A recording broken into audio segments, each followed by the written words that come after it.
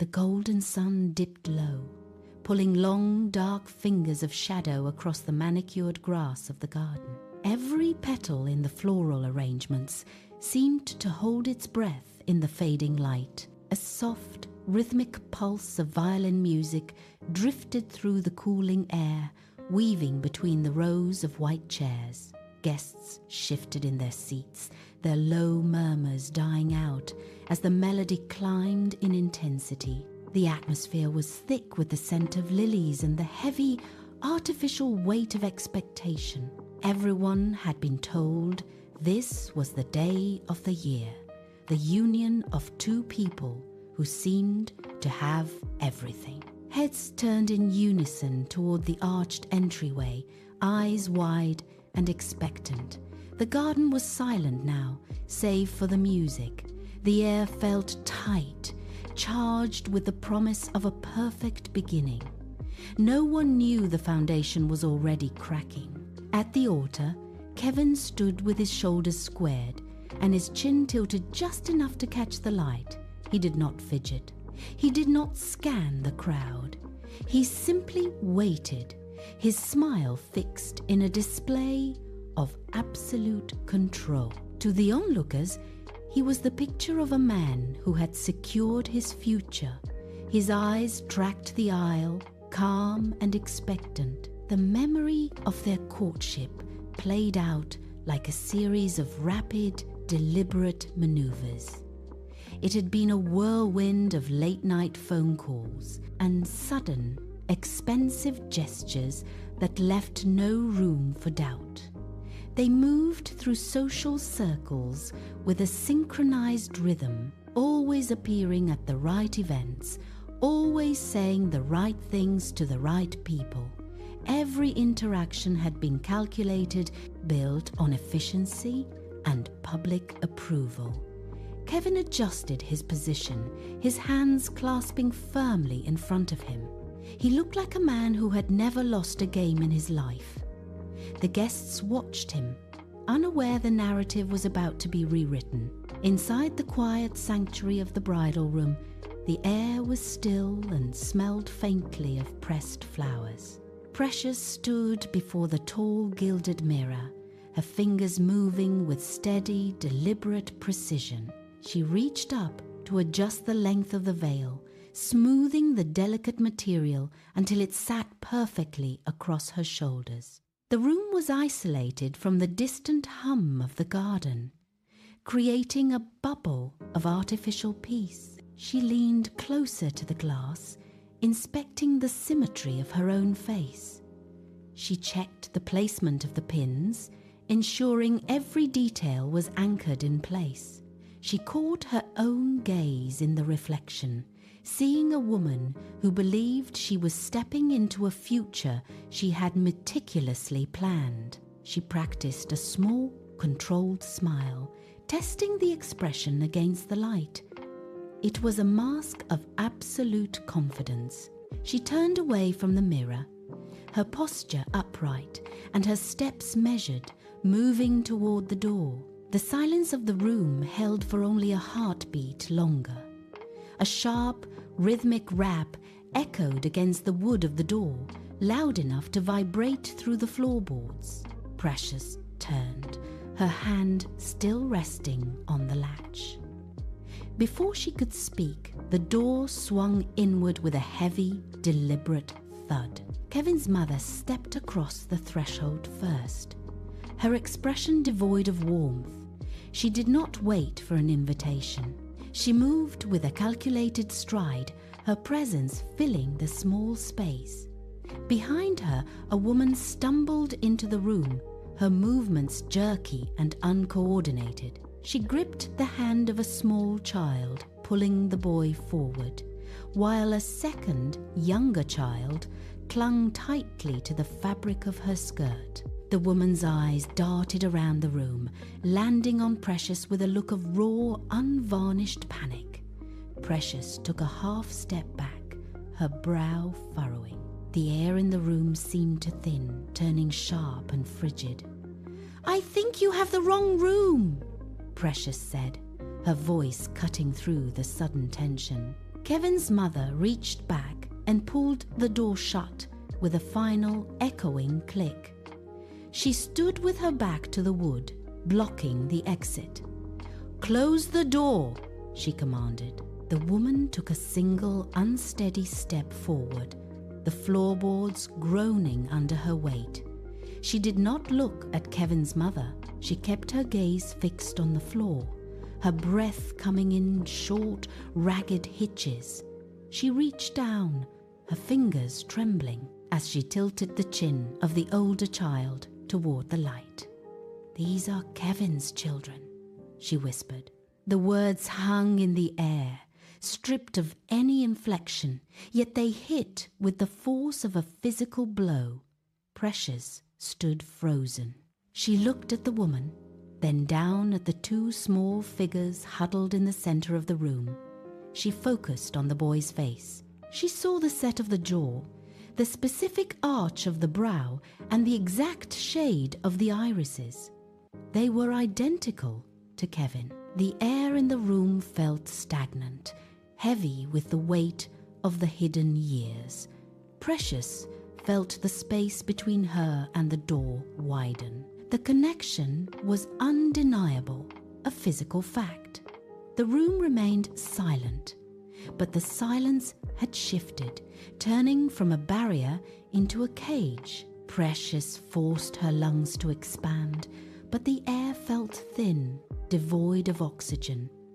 She looked back at the woman, her eyes searching for a flaw, a mistake, anything to invalidate the sight before her.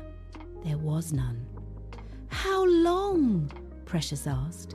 Her voice was a dry rasp, barely audible over the distant, muffled thrum of the wedding guests outside. The woman did not look up. She kept her hands pressed firmly against the shoulders of the children, her knuckles white and strained. "Years," the woman replied. The single word landed with a dull, final thud. It stretched out, pulling the past into the present, rewriting every memory of their courtship into a fabrication. The late-night calls, the sudden absences, the calculated gestures, all of it now carried the weight of a decade-long performance. Precious felt the strength drain from her knees. The floor seemed to lose its solidity, shifting beneath her heels. She reached back, her fingers clawing at the air until they found the cold, hard wood of a chair. She collapsed into it, her legs turning to lead, refusing to hold her weight. The room tilted. The walls seemed to close in, shrinking the space. Kevin's mother broke the silence with a sharp, rhythmic tapping of her heels against the floor. She moved toward Precious, her pace deliberate and unhurried. She stopped inches away, her face settling into a thin, cruel smile. She looked down at Precious, who remained anchored to the chair, her hands still locked onto the wood. The woman and the children stood motionless behind her, like props in a staged scene. Kevin's mother leaned down, her voice low and devoid of warmth. "Because now," she said, "you will still go through with it." She did not wait for a response, turning her back to walk toward the door. Outside, the muffled violin music surged in volume. The notes climbed higher, signaling the start of the processional. The sound vibrated through the floorboards. Precious watched the mothers retreating back, the music swelling until it seemed to fill every corner of the bridal suite. Precious turned her head slowly toward the mirror. She saw a woman on the brink of total collapse, eyes rimmed with red, breath hitching in her chest. She watched the reflection for a long moment, studying the cracks in her own composure. Then, the transformation began. Her chin stopped trembling. The moisture in her eyes dried as if burned away by a sudden internal frost. The panic that had been clawing at her throat retreated, replaced by a sharp, clinical focus. She stood up. Her legs were steady now, the leaden weight gone, replaced by a cold, calculated strength. She looked at the woman and the children, who were still huddled near the door, and then at the mother, who stood watching with a smug, expectant gaze. Precious did not scream. She did not plead.